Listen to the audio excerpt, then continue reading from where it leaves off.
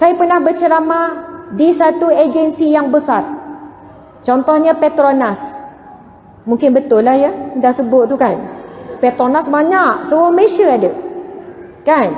Tapi memang betul lah ni. Bukan session Petronas, bukan Gicah Makat session. Ada seorang lelaki ni, masa saya dah pergi dekat kereta, dia datang. Lepas tu dia kata, "Ustazah, boleh tak saya nak cerita sikit je?" "Ya, ya encik, ada apa?" "Ustazah, saya berapa kali cubaan bunuh diri. Dan saya dah tinggalkan isteri dan anak-anak saya dah. Dan saya hidup bergantung dengan ubat. Saya depression, saya anxiety semua. Saya memang tak boleh tengok jumpa isteri ibu anak, saya dah tinggalkan. Dan saya dah nak, saya dah bagi surat nak letak jawatan. Tapi Alhamdulillah saya pulih dan saya sembuh. Dan saya dah boleh kembali kepada keluarga." Maksudnya dia punya tahap stres semua tu, dia tinggalkan keluarga, anak-anak, padahal dia sangat sayang anak, sangat sayang isteri. Dia dah hilang dirinya. Selalu cubaan bunuh diri, bergantung kepada ubat depression. Saya kata, "Macam mana encik boleh berubah? Macam mana encik boleh sembuh?" Dia kata, "Ustazah, masa saya sakit, macam-macam ubat, macam-macam pakar saya jumpa. Kemudian macam-macam zikir, istighfar 1000 kali saya buat. Selawat sekian-sekian saya buat. Satu hari dengan izin Allah ya muslimin muslimat, saya hanya perantaraan. Saya dengar ceramah ustazah tentang ayat wa ufawwidu amri ilallah innallaha basirun bil ibad. Cara ustazah jelaskan tu saya boleh terima dan saya faham. Dan saya ulang zikir tu, surah Ghafir ayat 44. Wa ufawwidu amri ilallah. Daku menyerahkan urusanku bulat-bulat kepada Allah.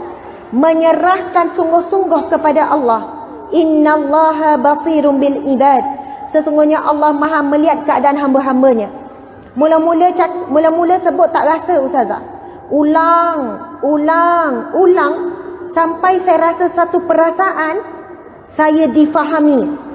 Sebab selama ni saya memberontak. Bila isteri nak tolong, isteri kata faham, saya kata awak tak faham. Bila pakar-pakar sakit mental cakap, saya faham apa awak alami, saya akan memberontak, awak tak faham, awak tak duduk tempat saya, awak tak rasa apa saya rasa. Tapi bila saya sebut zikir itu, doa itu, bila saya mula masuk dalam hati, Allah Maha melihat, Allah Maha memahami, Allah paling tahu. Sejak daripada itulah subhanallah saya dapat diri saya balik. Maksudnya selama ini antara ujiannya adalah bisikan syaitan sangat kuat. Sampai dia marah, dia memberontak, dia tak boleh tengok muka isteri, muka anak, semua. Masya Allah. Tetapi akhirnya manusia ni nak sangat difahami, dan kita tahu hanya Allah je yang boleh faham kita. Sebab itu muslimin muslimat, nak kongsi zikir, doa banyak, tak habis-habis. Ustaz ni bagi zikir ni, ustazah ni yang bagi zikir ni kan. Sebab itu kembali kepada bagaimana hati kita saat menuturkan zikir tu. Tenang, khusyuk, penuh harap, penuh yakin dengan Allah. Dan sebagai penutup, izinkan saya minum air sikit ya, sebab dah rasa kelaparan. Ni ada air Milo ni, bukan air Milo, air coklat ni. Kan sebut Milo kan, ada nanti nak Milo cari so jadi duta pula kan.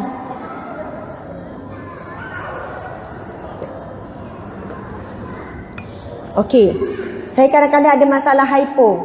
Bila dah bercakap berdiri tu kan, jadi menggeletar dah. Jadi kena minum air manis. Sebab ada gastrik. Muslimat sekalian, ini penutup. Sungguh-sungguh insya-Allah lepas ni kita akan habis. Kita tahu masing-masing tu anak-anak semua dah semakin ceria kan. Muslimat, pagi-pagi sekarang siapa yang selalu follow kuliah Riyadhus Salihin? Pagi-pagi, angkat tinggi-tinggi. Kuliah Riyadhus Salihin pukul 7 pagi tu. Okey, alhamdulillah. Tapi kan saya tak terkejut bila saya tanya soalan ni ke ceramah. Sebenarnya masih ramai lagi yang tak tahu.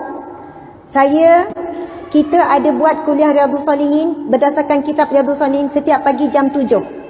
Tapi sekarang kita dah mula lebih awal 6.30. Jadi pagi besok cuba buka jam 6.30 pagi lepas solat subuh semua tu, page Ustazah Asma ataupun IG ataupun TikTok. Alhamdulillah sekarang kehadiran masa live lebih kurang dalam 11-12 ribu. Apa yang kita buat? Kita mula dengan Al-Maqsurah dan kita sambung dengan zikir 100 kali. Zikir apa? Ya. Kita nak bacakan hadis ni. Dengar ya. Ini hadis yang sahih. Cuba bagi perhatian sikit. Mudah-mudahan hikmah ataupun barakah mendengarkan hadis ini, Allah berikan kita kekuatan untuk beramal. Nabi SAW bersabda, barang siapa yang membaca zikir ataupun doa la ilaha illallah wahdahu la syarikalah lahul mulku wa lahul hamdu wa huwa ala kulli syai'in qadir sebanyak 100 kali dalam sehari, akan diberikan kepadanya pahala umpama membebaskan 10 orang hamba, dan akan diberikan 100 kebaikan, dan akan dilindungi daripada 100 keburukan, dan akan diselamatkan, dilindungi daripada bisikan dan godaan syaitan, termasuklah hawa nafsu. Dan Nabi sudahi hadis tersebut, tidak ada amalan yang lebih baik seseorang melebihi daripada membaca zikir ini sebanyak-banyaknya. Sadaqah Rasulullah sallallahu alaihi wasallam, hadis yang sahih. Janji Nabi adalah janji yang paling benar. Apa yang Nabi sampaikan daripada Allah. Dalam hadis ini, kelebihan beramal dengan zikir ini ada 4.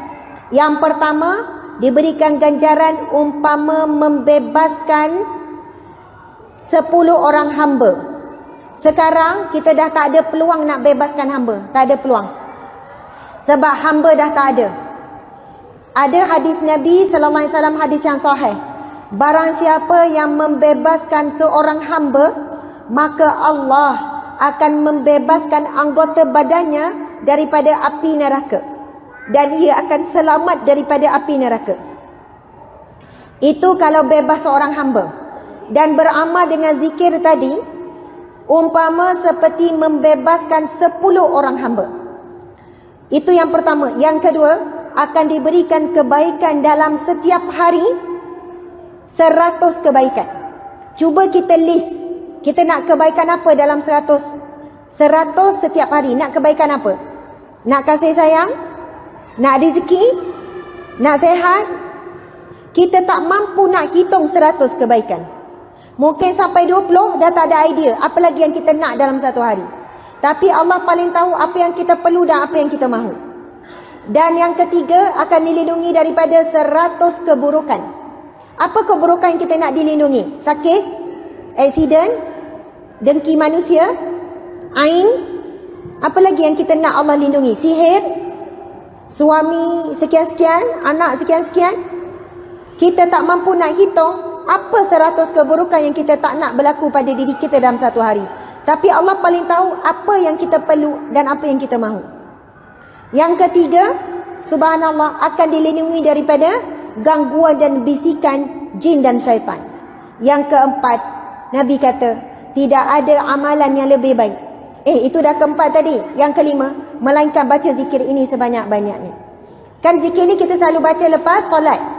Astaghfirullahalazim allazi la ilaha illa wal hayyul qayyum wa atubu ilaih. Itu astaghfirullahalazim wa atubu ilaih. La ilaha illallah wahdahu la syarikalah lahul mulku wa lahul hamd wa huwa ala kulli syai'in qadir.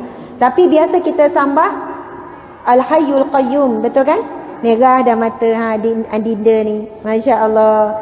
Tak apa. Itu nangis kan? Bukan ngantuk kan? Masya Allah.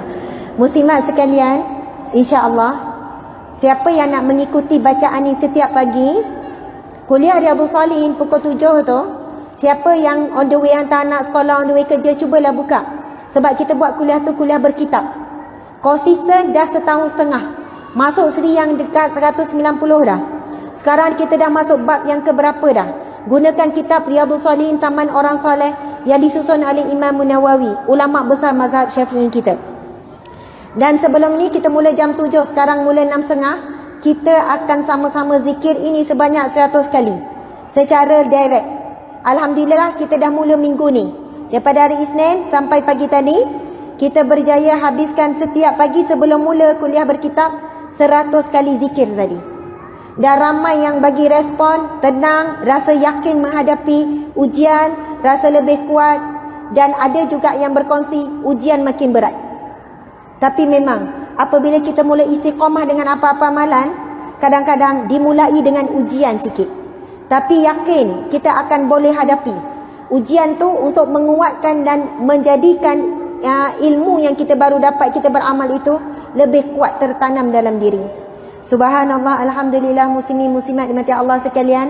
Saya kira sekadar itulah perkongsian pada malam ini. Terima kasih kepada para suami yang sabar. Saya tengok dia dukung anak kiri dan kanan, tenangkan, nak bagi isteri dia betul-betul fokus. Subhanallah. Terima kasih kepada semua yang boleh jadi akan balik kan dalam keadaan gelap, dalam keadaan bahaya, moga Allah melindungi. Terima kasih kepada pihak penganjur. Terima kasih duduk lengoh-lengoh, kerengga semut semua ada kan, masya-Allah. Saya sayang semua muslimat kerana Allah, kerana Rasulullah sallallahu alaihi wasallam. Di sini kita bertemu, di syurga Allah kita bersatu. Amin ya rabbal alamin. Sekian, wabillahi taufiq wal hidayah. Assalamualaikum warahmatullahi wabarakatuh. Boleh pusing dekat dia orang jap. Okey, muslimat, dekat luar sana ada jualan yang kita bawa. InsyaAllah sama-samalah kita menghabiskan ya barang-barang yang dibawa tu. Setiap pembelian adalah pemberian. Masya Allah. Ada buku Ada Syurga di Rumahmu, buku Hijrahku, Tip Keluarga Bahagia, ada macam-macam buku terbitan kita sendiri. Ada telekong eksklusif by Ustazah Asma. Sekarang ni Merdeka Sale ada sale sampai 70%. Ada yang 40%, ada 30%. Jemput dia ke belakang, singgah untuk menghabiskan. Mana duit yang dibawa tu, teruslah kita kosongkan beg ya. Tolong isi tabung masjid, tabung surau. Subhanallah, jangan kita tinggalkan majlis ilmu rumah Allah tanpa meninggalkan bukti cinta, iaitu sedekah. Sedekatun burhanun, Nabi kata sedekah adalah bukti. Sedekatun junnah, sedekah adalah perisai daripada api neraka. Selamat berehat semua, sehingga jumpa lagi sekali lagi. Assalamualaikum warahmatullahi wabarakatuh.